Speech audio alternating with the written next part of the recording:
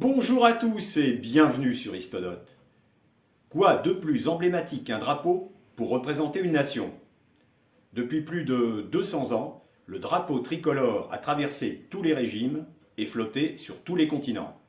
Pourtant, un homme refusa ce drapeau, changeant ainsi sa destinée et sans doute celle de la France.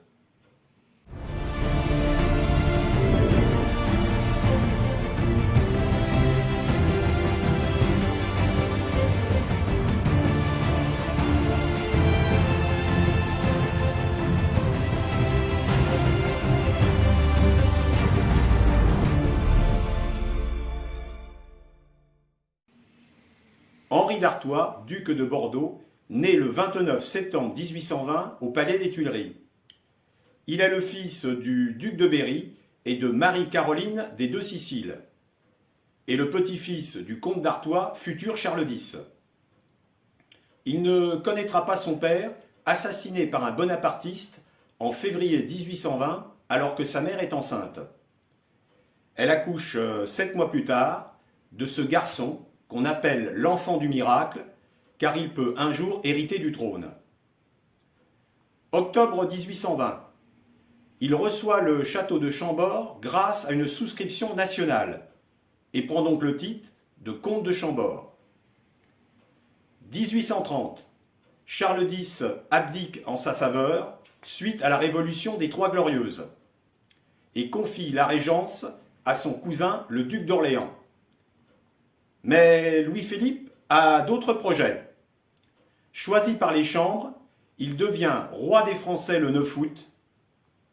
À noter que son père, dit Philippe Égalité, avait voté la mort de son cousin Louis XVI. Comme dit la chanson, on ne choisit pas sa famille.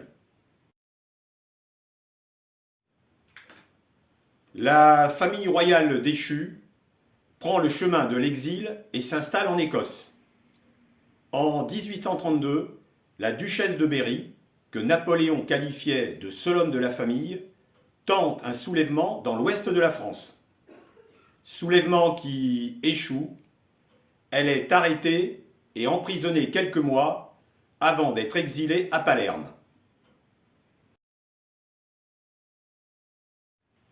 Octobre 1832. Nouveau déménagement pour la famille royale. Tout d'abord à Prague, puis à Goritz dans l'actuelle Slovénie, où Charles X meurt le 6 novembre 1836, suivi de son fils aîné en 1844. C'est à cette date qu'Henri s'installe au château de Frosdorf, au sud-est de Vienne, avec le reste de sa famille. 2 ans plus tard, il épouse Marie-Thérèse de Modène, un mariage sans enfant. Il suit attentivement tout ce qui se passe en France et à l'étranger, grâce à la presse et aux visiteurs qu'il reçoit. 1848. Louis-Philippe est chassé à son tour par une révolution. Louis-Napoléon Bonaparte devient président de la République, puis empereur des Français 4 ans plus tard, grâce à son coup d'État.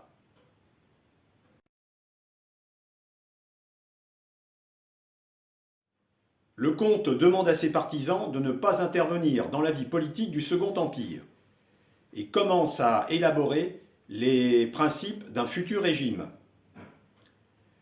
Il prône le respect des libertés et des droits pour chaque citoyen, quelle que soit son origine sociale. Il est favorable à l'émancipation du monde ouvrier sous forme d'associations et la création de sociétés d'entraide et de secours. Mais il entend bien gouverner par lui-même et pouvoir nommer et révoquer ses ministres sans que le Parlement ne puisse en empêcher.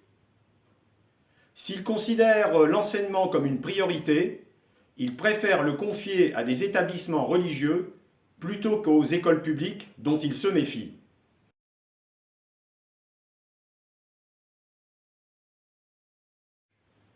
« 1871.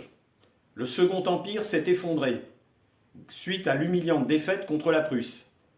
La République a été proclamée le 4 septembre 1870. Mais en février 1871, les élections législatives donnent une large majorité aux monarchistes divisée entre légitimistes et orléanistes. 400 députés sur 640. Mais Thiers, le chef du gouvernement provisoire, estime qu'il est trop tôt pour envisager une restauration de la monarchie, tant que les Prussiens seront sur notre sol et que l'indemnité de guerre ne leur sera pas versée.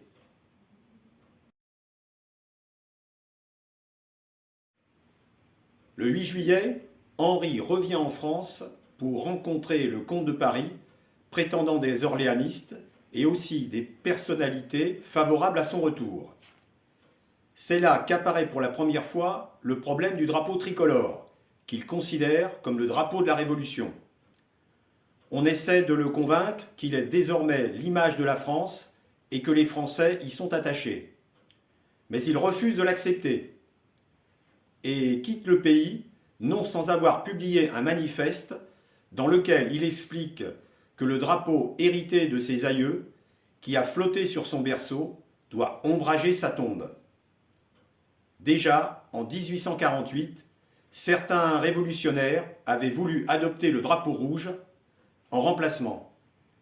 Mais le poète et politicien Alphonse de Lamartine avait défendu les trois couleurs dans un vibrant discours devant l'hôtel de ville.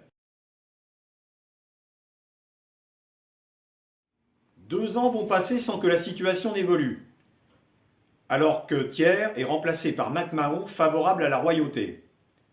Le comte de Paris se rend à Frosdorf pour se rallier à Henri. Même le Saint-Siège encourage cette restauration.